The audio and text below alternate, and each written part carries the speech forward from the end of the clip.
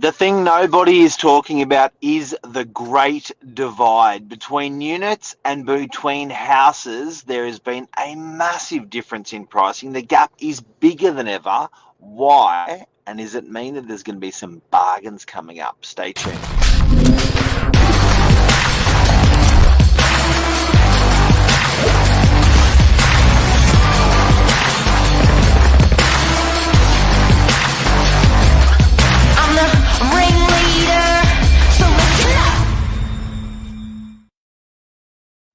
Mr. Silej. Good morning, Mark.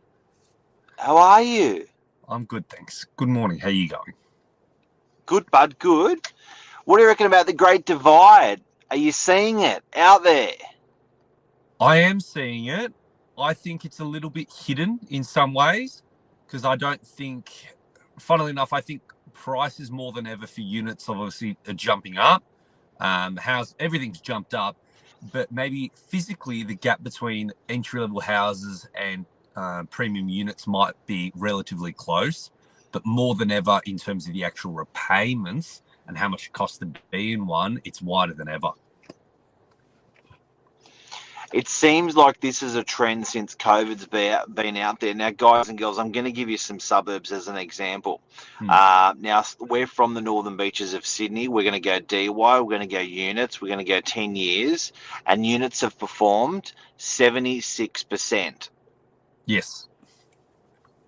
Okay, so you bought something for $1 million. It's gone up 760,000 in 10 years.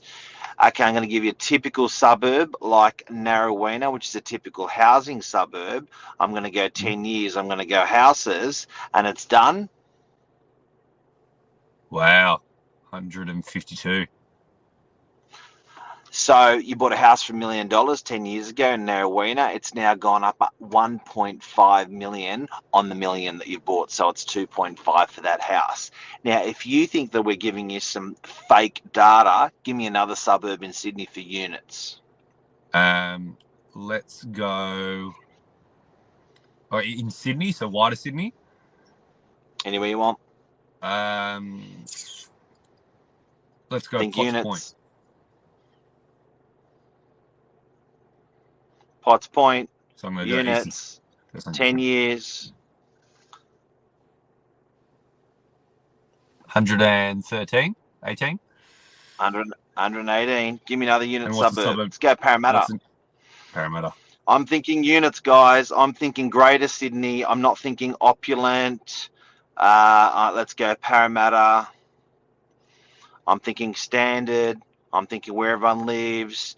10 years of Parramatta units. 43%. Wow. And what's a housing suburb next to Parramatta, Mark, that you can make reference to for that area? If you were to buy units, you know what? Are there many houses in Parramatta? No. But give me another house. What's around Parramatta? Can someone else? Oh, hang on. Luke's doing it. Luke's done Para units. Let's do Guy Mia for Luke. We're just trying to prove a case here, guys, that units and houses, there's an explosive gap between them. Correct. Guy Mia, units. What happened there? Guy Mia units in 10 years.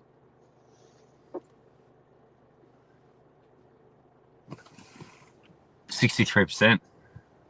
Yeah. So, St. Ives. Hey, let's go to a different part. St. Ives. And guys, throw any suburbs you want at us here. Chatswood units would be another good one. St. Ives. There's lots of houses in St. Ives as well. Compared to houses there, I'll be very curious. 10 years. Houses have done. Over 100%. 152.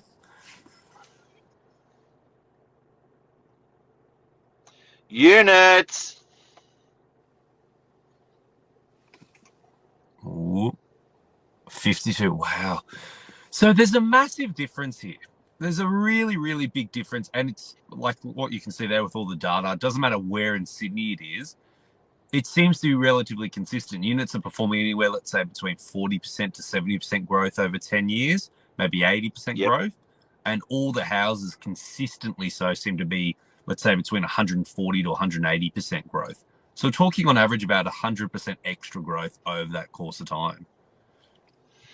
Chatswood, 62% for units, and houses 124%. It's massive. It is massive. The gap between units and houses is absolutely massive the last 10 years. Michael, is this a good opportunity for people to jump into units? Does this mean that units are going to perform better than houses?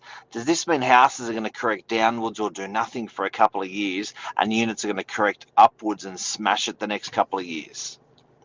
Great question. And this is sort of referencing back to what I said at the beginning of the topic today. I'm finding that everyone's lifestyles are shifting because of COVID. People wanting to be more, be able to move around more. People want less of a yard if they don't need to look after it in terms of either A, they just want to do the full country change, or I'm noticing a lot of people around, let's say, northern beaches as well. Unit lifestyle is changing. More people are starting to live in units. And I think that shift might be there with it. I'm finding that these premium units are starting to catch up to these entry-level houses, because that data we're looking at was 10-year data. Over only the past couple of years, let's say the past 3-4 years, I've found that some of the premium units, funnily enough, are really starting to close the gap. So there might be that shift there. But the median price is just massive between houses and units. It has opened up. It had opened up phenomenally. Something that I think may have changed this phenomena is that people are labouring in their properties more than they were before. So before they were using it as a place to sleep and for a weekend, whereas I think now those extra couple of days a week working from home, 1 party, 2 parties, or even 3 parties, the kids may be staying at home.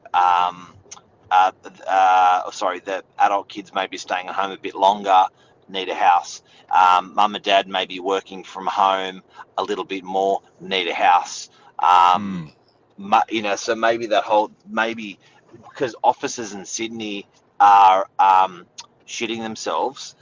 Maybe that's because that's the whole reason of houses doing better than units, because they're not using the offices anymore.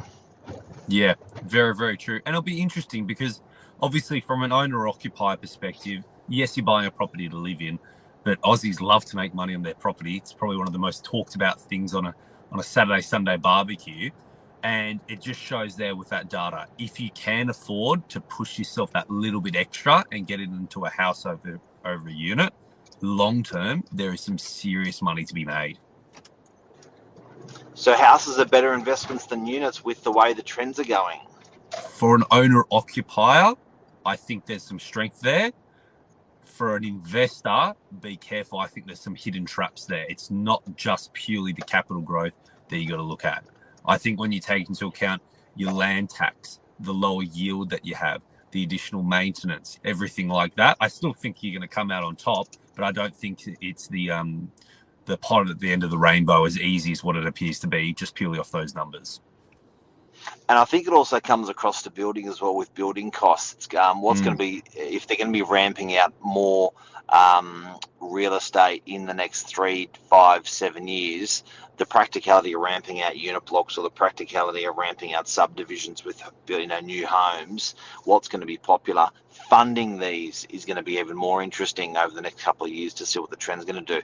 But guys and girls, if you haven't noticed, we're telling you right now there's a massive gap between how units have performed and how houses have performed, and you take that information how you want with it. You speculate how you reckon, but I personally think it's going to be the rise of the units and either the leveling out or the fall of the houses, probably leveling out.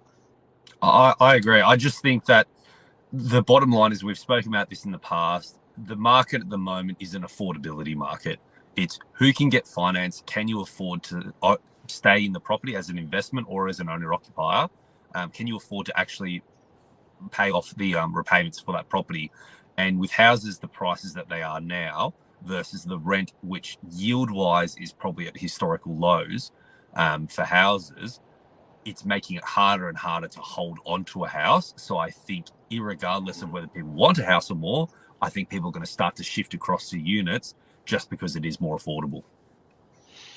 And if you've just tuned in, go back to the beginning of the series. We are showing you exactly what houses in suburbs have done over 10 years and what units in suburbs over 10 years. And wherever you go in Sydney, there is a great divide. Units have done about 70 to 80% growth on average, 60, 70, 80%. Houses have done 120, 30, 40, 50% over 10 years.